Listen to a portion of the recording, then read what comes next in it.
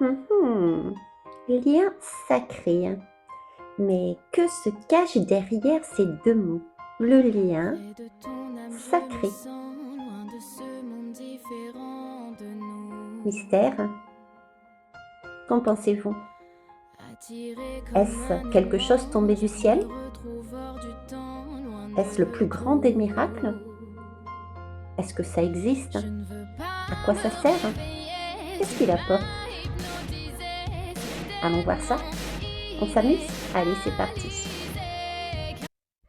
Bonjour tout le monde, je suis Veille Thierry et je suis ravie d'être avec vous, hein. Aujourd'hui, nous sommes le 16. C'est dans le tarot la lame de la tour. En avril, le 4, donc c'est la lame de l'empereur, de l'action. Et en 2025, en additionnant, nous obtenons le chiffre 8 qui nous parle de balance, de justice, de karma, de remise à l'équilibre. Aujourd'hui, je vais vous parler de liens sacrés, de recouvrement d'âme et d'incarnation. Le plus grand des miracles de ces liens sacrés est qu'ils te rendent à toi. Et c'est tout ce dont tu as besoin pour incarner la suite, cette année 2025 et les suivantes.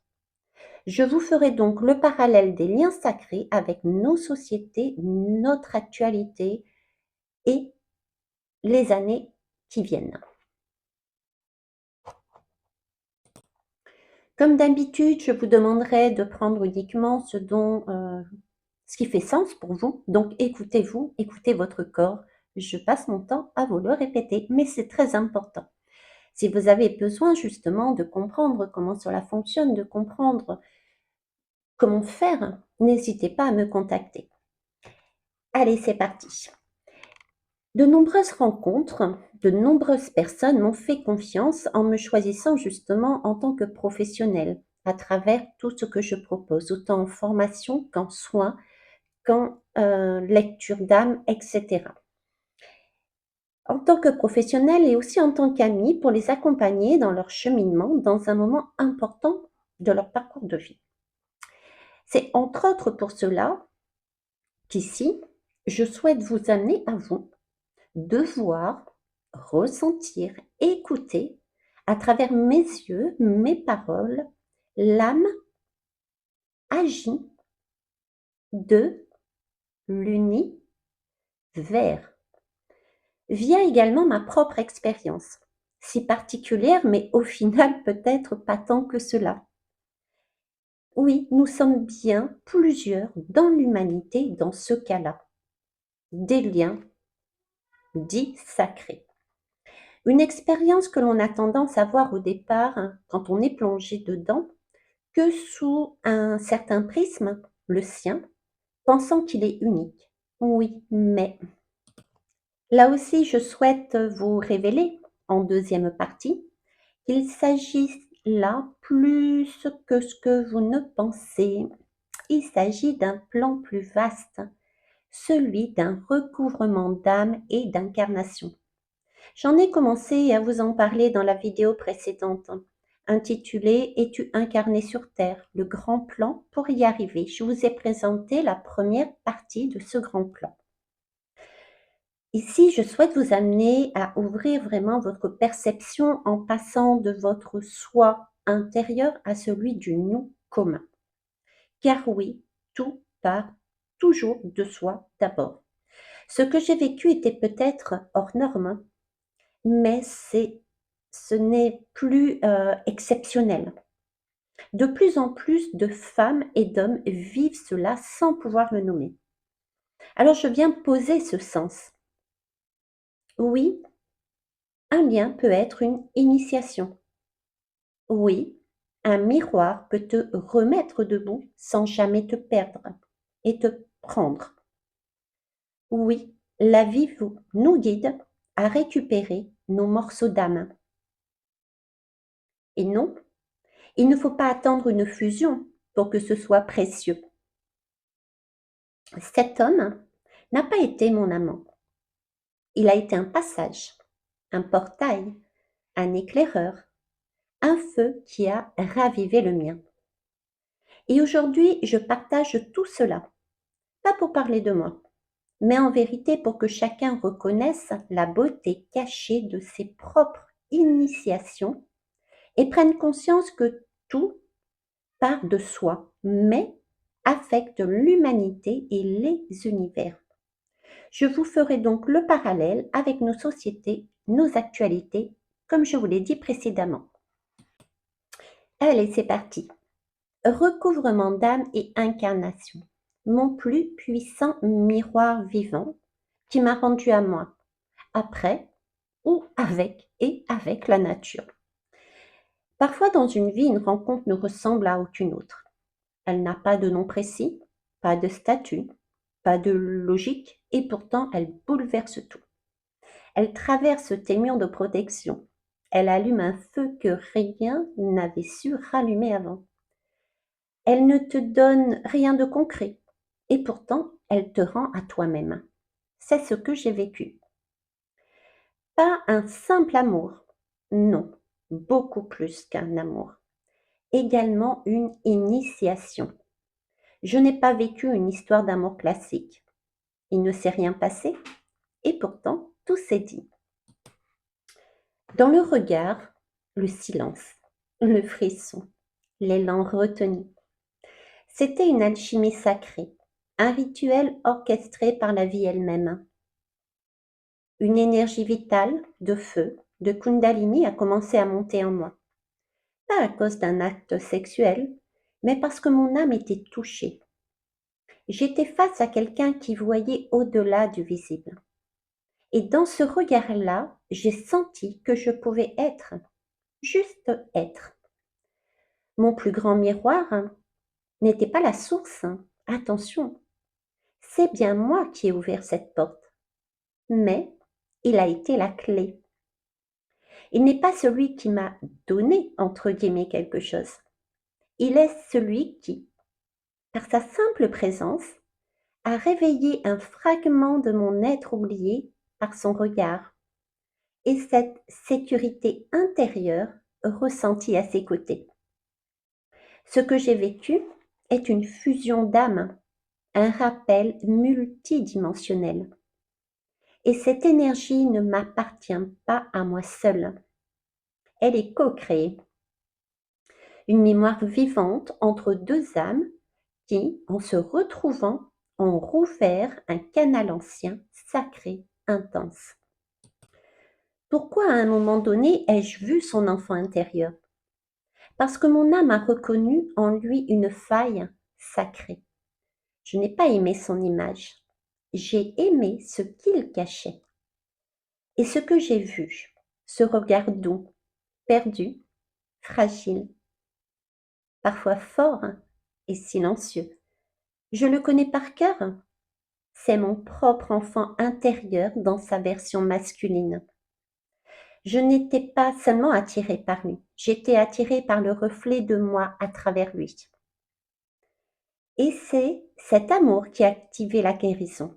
Un amour sans consommation, mais brûlant, pur, initiatique. Ce qu'il a activé en moi, il est la clé d'un coffre ancien, celui de mon féminin sacré et de ma puissance oubliée.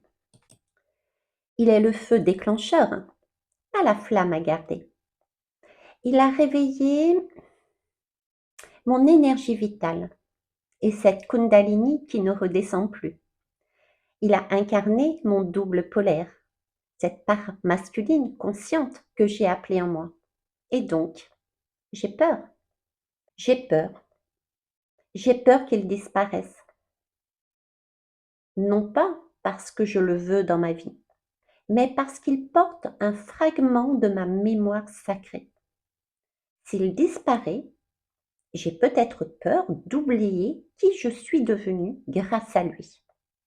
J'ai peur peut-être que la force reparte avec lui, que mon feu intérieur s'éteigne sans son regard. Mais je te dis, d'âme à âme, il m'a offert un feu, mais il n'en est pas le gardien. Maintenant, ce feu est en moi et à moi. Et je me dois de l'honorer, avec ou sans lui à mes côtés, car c'est un trésor qui m'a été révélé. Je me dois de l'honorer avec ou sans lui à mes côtés, car c'est un trésor qu'il m'a révélé, et que l'amour est sacré et ne s'attache pas, ne s'enferme pas. Ce que cette expérience est venue m'apprendre, que mon corps est un temple, ce n'est pas une métaphore, que je peux vivre aussi l'extase sans l'autre. C'est mon feu intérieur qui brûle, que l'amour divin ne se possède pas, il traverse, il illumine, il élève, que même si les âmes passent, les initiations restent, que ce lien ne doit pas être clos, il doit être sanctuarisé. Ok. Quels sont les signes d'un recouvrement d'âme initiatique tel que celui-ci? Tu ressens une intensité physique sans contact. Des montées d'énergie incontrôlables te traversent, parfois jusqu'à l'orgasme, sans aucun geste. Ton corps se souvient qu'il est sacré, qu'il est source, qu'il est temple. Tu alternes entre une attirance puissante et une force intérieure qui refuse le passage à l'acte. Tu ressens une sécurité profonde, comme si l'autre te reconnaissait d'âme à âme. Tu vois l'enfant intérieur de l'autre. Tu sens qu'il touche le tien. Et surtout, cette rencontre te réveille. Elle te rappelle à ton axe, à ta vérité, à ta présence. Même si c'est possible, ce lien n'est pas forcément là pour durer, mais il est là essentiellement pour transformer. Ce lien vient réconcilier une partie oubliée de toi. Il n'est pas là pour devenir une relation dans le monde matériel, mais bien pour te montrer ce que tu es capable de ressentir. Il t'offre un miroir vivant. Il réveille ton feu vital, ton énergie, ta kundalini, même si vous ne vous touchez pas. Il ouvre un portail vers ton âme, sans promesse, sans fusion. Il réconcilie ta sensualité avec ton sacré, ton cœur avec ton corps. Il ouvre le canal d'un recouvrement d'âme, cette sensation que tu viens de récupérer en fait une part de toi, tout simplement. Et cela se fait pas dans une cérémonie, cela se fait dans la vie elle-même, dans une rencontre, dans une nature vibrante, une absence de geste, une intensité silencieuse. Moi, voici ce que j'ai récupéré. Ma Kundalini vivante, cette énergie qui me traverse sans avoir besoin d'être provoquée. Mon corps comme temple que je protège, que j'honore, que je ressens maintenant. Mon autonomie émotionnelle, parce que je n'attends plus d'être vue pour exister. Mon lien sacré au désir, sans avoir besoin de possession ni d'acte. Ma souveraineté intérieure, dire oui à moi-même et non à ce qui me coupe de moi. Et surtout, ma capacité à me laisser traverser sans me perdre. Et toi, peut-être as-tu vécu quelque chose de semblable. Peut-être qu'une personne t'a traversé comme un éclair. Peut-être que cette rencontre t'a laissé sans mots, mais pleine d'émotions.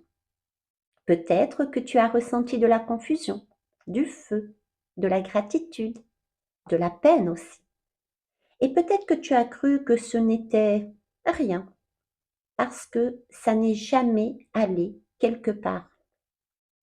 Mais si ton corps s'en souvient, si ton feu s'est rallumé, si une partie oubliée de toi est revenue à la vie, par exemple, alors tu as vécu un recouvrement d'âme. Et il est temps de l'honorer et de l'incarner. Parce que 2025 est l'année de l'incarnation. Donc dis-toi, ce que j'ai vécu, je le pose aujourd'hui dans la matière. Non pas pour me souvenir, mais pour m'incarner. 2025 ne nous appelle plus à comprendre, mais à vivre, à marcher avec notre feu, à ancrer nos révélations, à aimer depuis notre vérité. Oui, je peux être une femme feu, une mère douce. Oui, je peux être canal et poser mes limites. Oui, je peux être éveillée et de choisir de couper certains liens. Je ne dépends plus, tu ne dépends plus d'un autre pour sentir ta lumière. Tu reconnais ton temple. Tu marches ton oui. Et à tous les hommes qui se sont trouvés dans cette situation de duo, et surtout à celui qui a été mon plus puissant miroir, je lui dis merci. Merci d'avoir été l'espace sacré de ma reconnexion. Merci d'avoir réveillé mon feu sans possession. Merci de m'avoir permis de retrouver mon corps, ma voix, ma vérité. Tu as été une âme passerelle, un souvenir vivant, une flamme éclairante. Et je souhaite de tout cœur que toi aussi tu retrouves ton feu, ton nom sacré, ta paix intérieure. Et à toutes et tous, si tu vis cela, ne fuis pas ce lien. Ne le réduis pas non plus à un fantasme. N'attends pas qu'il se transforme. Remercie, ressens, intègre et marche. Car le plus grand miracle de ces liens, dits sacrés, c'est qu'ils te rendent à toi. Et c'est tout ce dont tu as besoin pour incarner la suite, cette année 2025 et les suivantes. Nous allons donc voir ce que ces liens sacrés nous amènent dans la société. Où en sommes-nous? Ce que j'ai traversé, tu peux le voir aussi comme une pédagogie de l'âme. Ce que tu as traversé, tu peux le voir aussi comme une pédagogie de l'âme. C'est un processus universel en 3 phases que nous vivons collectivement. La première phase, je vous en ai parlé sur la vidéo précédente. C'est celle de la déconstruction de l'ancien, la phase de dissolution, la phase du chaos sacré, on va dire. Dans ta vie, ce sont des crises intérieures, des pertes de repères, des burn-out, maladies, de la solitude, de l'isolement. Ça peut être des sensations de chute ou de vide. C'est la nuit noire en fait, les pertes, les chocs, les séparations. Tout ce que tu croyais solide s'effondre. Travail, relations, croyances, santé parfois. Tu ne sais plus qui tu es et c'est normal car ce que tu n'es plus doit mourir. Collectivement, c'est la nuit noire de l'âme, l'étape où les fragments se perdent également. Nous vivons collectivement cette phase depuis aussi plusieurs années. C'est la chute des institutions, la perte de confiance, la multiplication des conflits, des tensions, des effondrements, qu'ils soient climatiques, économiques, politiques, les crises écologiques, les effondrements de repères, l'instabilité économique, les déconnexions sociales, les guerres, les crises, les chutes de repères. Le monde tel qu'il était ne tient plus et cela génère angoisse, colère et repli. L'élément déclencheur que l'on peut retenir aussi de manière mondiale, c'est tout simplement le temps Covid, cet enfermement. Mais c'est une étape qui est sacrée. Le chaos précède toujours la création. C'est ici que naît la véritable révolution intérieure. Et c'est dans cette phase que l'âme commence à se fragmenter pour mieux se retrouver ensuite. Si je peux mettre un symbole dessus, je dirais que c'est l'oubli, l'éclatement de l'âme, le moment où l'on perd le contact avec son axe. Et le recouvrement ne se fait pas encore, mais il se prépare à ce moment-là. On est déstabilisé. La deuxième phase est celle où on se doit d'écouter le corps et de renouer avec le vivant, le seuil du retour, j'ai envie de dire, de notre âme. C'est vraiment la phase de reconnexion, du frémissement de ce retour. C'est ici que les miroirs justement apparaissent. Tu rencontres un être, une forêt, une sensation, une personne qui réveille une part oubliée. Ton âme dit: «Je veux rentrer» et le corps dit: «Je suis prêt à ressentir». Je t'ai rencontré, toi. Dans ta vie, après l'effondrement, tu redécouvres ton corps comme boussole. C'est dans cette période, ce que l'on vit individuellement, c'est tout ce qui est de l'hypersensibilité. On s'aperçoit d'attra de on aperçoit cette attraction magnétique envers un miroir, une sensation de feu intérieur, les premiers élans de reconnexion spirituelle ou énergétique, la spiritualité, le retour à la nature, etc. Il y a vraiment l'éveil des ressentis, du féminin sacré. Tu ressens davantage, tu t'écoutes plus, tu commences à poser quelques limites aussi. Tu te rends compte que certaines personnes ou lieux épuisent également ton énergie. D'autres, par contre, l'élèvent. C'est ici, comme je le disais, qu'un miroir vivant peut se présenter. Ça peut être une personne qui te bouscule, te touche, te réveille. Pour d'autres, c'est aussi la nature qui m'a permis de faire ça, etc. Dans la société, cette période-là, c'est le grand retour du bien-être, du naturel, du prendre soin de soi, de la médecine alternative, de la sobriété, des questionnements sur les normes. On parle d'hypersensible, de burn-out, de détox. On parle de reconnexion à la nature, de médecine holistique. Les gens commencent à fuir les hypermarchés pour les herboristeries, les bureaux fermés pour les retraites en forêt. On revient de plus en plus à la nature, au vivant, l'intérêt croissant aussi pour les médecines alternatives. Tout ce qui est spiritualité, développement personnel, besoin d'authenticité, d'écoute corporelle, mais tout cela n'est pas une mode. C'est l'âme collective qui cherche à revivre depuis le corps. C'est pour ça que symboliquement parlant, pour moi, c'est le seuil, c'est l'appel intérieur qui commence à vibrer. Et c'est là que le miroir apparaît, comme cet homme l'a été pour moi. Tu ressens, tu t'éveilles, mais tu n'es pas encore pleinement incarné. C'est la troisième phase. La troisième phase qui fait descendre l'âme dans la matière, l'incarnation, le recouvrement d'âme. Tu ne fais plus que sentir, ressentir. Tu vis ce que tu es devenu. Tu marches dans ton quotidien avec ce feu que tu as retrouvé. Et c'est exactement ce que nous demande 2025. Et les années après également, au passage, vont nous demander cela de plus en plus. Donc, si je reviens à l'individu, dans ta vie, c'est là que tu intègres tout ce que tu as appris. Tu choisis ce que tu nourris. Tu coupes ce qui n'est plus aligné. Tu poses des actes concrets qui reflètent vraiment ta vérité. Tu changes ton alimentation, tu modifies ton environnement, tu partages ton vécu comme je le fais. Tu avances avec ton feu. Ce feu, il est en paix, il t'amène la paix et tu distribues la paix, tu vibres la paix. Tu coupes aussi des liens qui sont flous. Tu dis non à ce qui t'éloigne de toi. Tu protèges ton corps, tu honores ce feu intérieur, tu commences à transmettre, guider, créer. Tu ne veux plus convaincre en fait, tu vis tout simplement ta vérité quoi. Tu ne cherches plus à convaincre.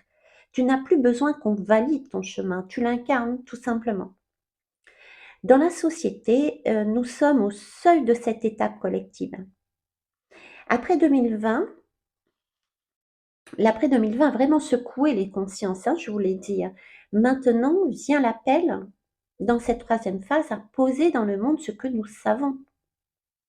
Il y a des entrepreneurs du vivant, des créations de projets ancrés, durables, reliés au vivant qui émergent. Regardez, il y a des collectifs alternatifs, des nouveaux modèles éducatifs, économiques, relationnels qui se créent. On parle de permaculture, d'école libre, de monnaie locale, de sobriété heureuse. Les êtres éveillés ne veulent plus s'échapper. Ils veulent créer un monde à l'image de leur cœur. Avant, on s'évadait, maintenant, on veut le mettre dans notre monde intérieur et dans notre monde collectif. Il y a vraiment un besoin d'alignement entre les valeurs intérieures et les actions extérieures qui se fait sentir. Et cela demande de se responsabiliser, d'être canal et parent, d'être sensible et structuré, d'être feu sacré et ancré dans l'action. Symboliquement, tu fais descendre l'âme dans la matière. Tu ne cherches plus, tu incarnes. Tu vis ce que tu sais. C'est là que le recouvrement d'âme devient visible dans ton quotidien. Tu retrouves ton temple, oui, ta souveraineté en fait. Voilà. Et toi, as-tu déjà ressenti ce feu sans explication? As-tu déjà croisé un regard qui t'a changé? As-tu déjà eu l'impression de renaître sans comprendre pourquoi? Alors peut-être, tu es en train de vivre ton propre recouvrement. Et peut-être que cette année 2025 t'appelle toi aussi à poser ton feu dans ta vie, dans ton monde, dans le monde, dans l'humanité. Créer, dire non, dire oui, témoigner, couper, aimer, marcher. Non plus savoir, entre guillemets, mais être. L'année 2025 et les suivantes est être.